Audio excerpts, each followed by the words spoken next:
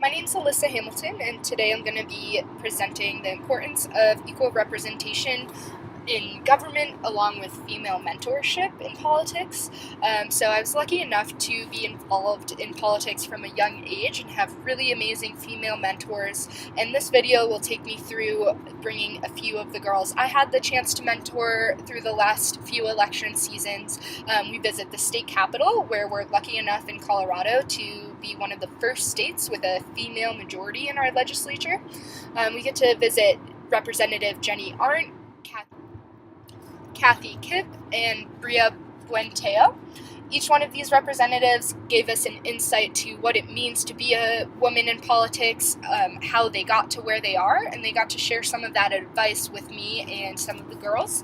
And I also got the girls' input on why they think it's important for them to be involved and how they plan to do so, and why mentorship is important to them. As we walk through the house, I want to mention a couple of things.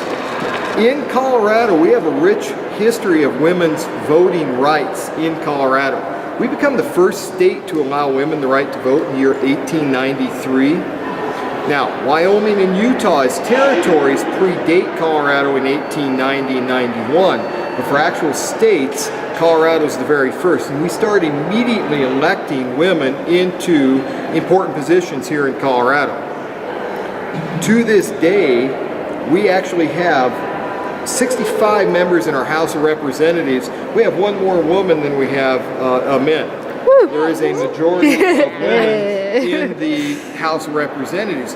Now, and here's the thing, it's not that it's more important that you have one or the other. What's important is that in a republic form of government, our representation should look like us. It should represent us, the people. It should represent all different races and creeds and ideas and political backgrounds, and the idea of having men and women representing us. The Senate's not quite that close, but it's awfully close, and I don't have the exact number. But that, I think it's something to be very proud of as a member of this state, that we really do have that equal representation. For the third session in a row, our Speaker of the House has been a female, and they do a fantastic job. And they should do a fantastic job because they've been given that job because they've had that vote of confidence from their party. It looks like us, and that's what representative government should look like. I guess what gets me involved in politics is sometimes I look around at the world and there's so many problems that I see. Like, there's so many people that are being underrepresented, and there's so many people that are struggling and that can't support their families, and there's so many issues that I see with inequality around the world. And the biggest thing that I want is to not let myself be discouraged by that, and to be able to stay hopeful and to feel that I can actually change some of that and actually make a difference in the things that I see. Get involved is just what I've seen from other people, the fact that like one person can make a really big difference in like the political climate and changes that are happening locally and globally. And so I think just the main thing that really inspires me is like the ability that I as one person can like impact other people and make a difference for the lives of others through politics. Is rolling. All right. So what are some problems you've come across as a woman in politics in this career? Do you have any fears based off of your gender that might prohibit you from being involved? Yeah, I mean, I always fear that I'm not taken as seriously because of that, and I actually kind of had an experience with that. When I was out canvassing, I was knocking doors for a candidate in the neighborhood. I was with another young woman as well, and this older man came up to us and started yelling at us and telling us to get out of his neighborhood, and that he didn't want us there, and that he would never vote for a Democrat and things like that. And it just felt like, because we were younger and because we were women, he felt that he could come up to us and say whatever he wanted and we wouldn't do anything about it. And so I just worry that people will feel like they can, take advantage of the fact that women, I guess, are viewed as weaker and things like that, and try to overstep what they would with, a man. Right. So. But we keep on going, right? Yes.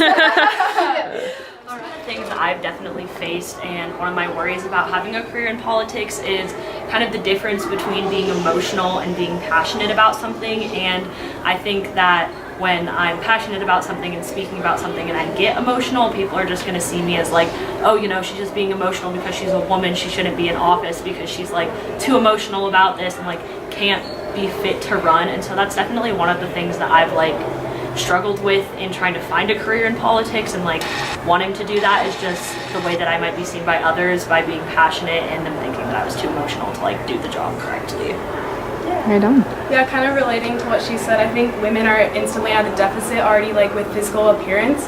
In politics, commonly your physical appearance is the first thing to be attacked, where compared to your male counterparts, they attack their issues, and I think it's just very unfair and very like two-faced, is that there's always different expectations for women that there is for men. I think also women are scared to get involved because they're scared that they will be seen as weak or that they won't be seen as equal to their counterparts, and so it limits them. But I think as our job as women is that empowered women are able to empower women, and it just creates this continuous cycle of empowerment and love. And I think we need more women like that to support each other. But if we're like debilitated with these fears, then none of us are able to support each other or represent each other. All right, so Kat, what does it mean to you to have a female mentor? How has that helped you, and how can you see yourself being one? Yeah, I've been so lucky to have so many strong female mentors. A lot of my coworkers at the Larimer County Democrats, you know, Alyssa, Lindsay, Jennifer, all these people that I really look up to, because they have gotten involved and they've like hit up against some of the same barriers that I've experienced, but they've kept going, and they always encourage us. They encourage and they talk about the importance of young people and especially young women. And I think that's what keeps driving me, is that I know that there's people who believe that my voice is important, and so that's why I keep speaking up. Life that I wouldn't be where I am today. Naturally, I'm kind of a passive person and I allow things to happen to me, but the women role models in my life have taught me that my voice is important and what I say matters, and that I need to stand up for myself, and I've been able to do that, and it's impacted my life in no way that it ever would have if they wouldn't have been part of it. The opportunities and the experience that I've gained from these women is something that will be applicable in every single aspect of my life, and not just politics, and it's something I'll be forever grateful for, and I don't think I would be the person I am today without them being in my life.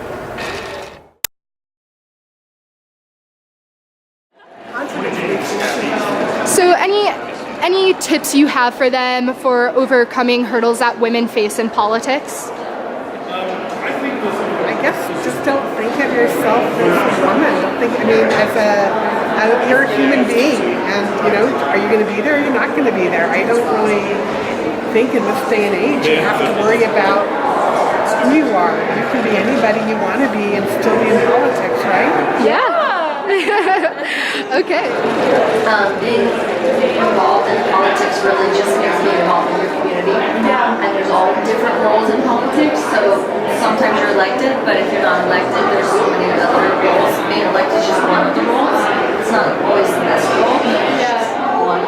Yeah. So I would say if you ever think you want to run for office, first you want to get a lot of experience. I'd love to do something in like education or psychology in therapy. Like, how would you suggest you like transitioning between the two, or combining those two roles? Yeah, so I'm a special ed teacher and then a professor of special ed. Yeah, that's what I want to do. I want to be a special ed teacher. Yeah. I want to be a professional. Yeah. I mean, I was always involved when I was a teacher. First I was a music teacher, and then You never know what's going to be coming. Thank you, Mr. Chair. Education reports make some technical changes to reflect what's going on in the corporation report. I have one up later, but I don't know if we got that far. And you ask when I vote. How does it work with the Any further discussion?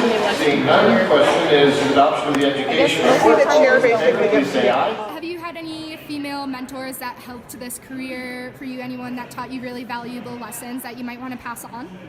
Queen Tracy Craft Tharp deserves a crown. She is the queen of all queens. She's wonderful.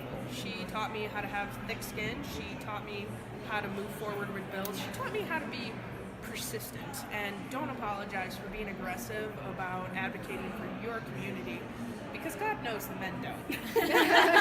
You know, as girls, I mean, especially being Latina, you know,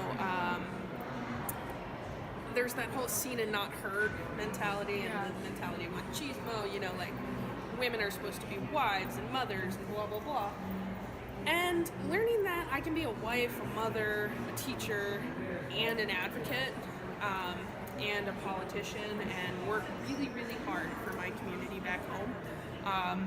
was definitely a learning process. And you know, she has been wonderful. Representative Danae Escar, who serves on the Joint Budget Committee, and Susan Lontine. I mean, they've all been absolutely wonderful mentors to me this first year. And I guess if I had to put it all in a nutshell, you know, I'm doing this to serve my home and my community, and I feel that I have been taught to not apologize for my advocacy, and to persist and move forward anyway, regardless of the hate that is so in my face sometimes. And at the end of the day, I flatter myself in believing that Southern Colorado will be better for my service and for the service of the women that'll come after me. So. All right, so having this experience and being able to listen to a lot of the female representatives has definitely really helped me like realize what I want to do and be able to overcome some of the struggles I've been having with like trying to figure out what career I want to do, but it has made me realize that I can like do a lot of different things and I don't have to stick to just like one career path. Yeah, I mean, honestly, this experience has like changed my life. Like it really, like I was always wondering whether this was really something I wanted to do or not, and I always worried that there would be so many challenges and I wouldn't be able to do everything I wanted to. And I, you know, it's hard to keep faith in things sometimes when there's definitely people out there who are dishonest and are not doing what, you know, I want to do. But seeing these female representatives who are still working hard, they're staying true to themselves, they're ignoring the hate that they're getting, and they're still staying inspired by their causes, like really makes me feel like I can do that too. So I didn't want to be cliche and be like, this has changed my life, but it like genuinely has. Specifically the words from Jenny when she said life is long. I think that's something that is so overlooked, and we're in a rush to fit everything we want to do in and change the world, but in order to change the world we need to change ourselves. And I've learned so much about acceptance and empowerment and support that all these amazing VA females have provided us with. Jenny showed me that it's okay to prioritize yourself, to prioritize a career before jumping straight into politics, and that you can do what fits best for you, and as long as you're making a difference with yourself, you can make a difference with your community. Yay!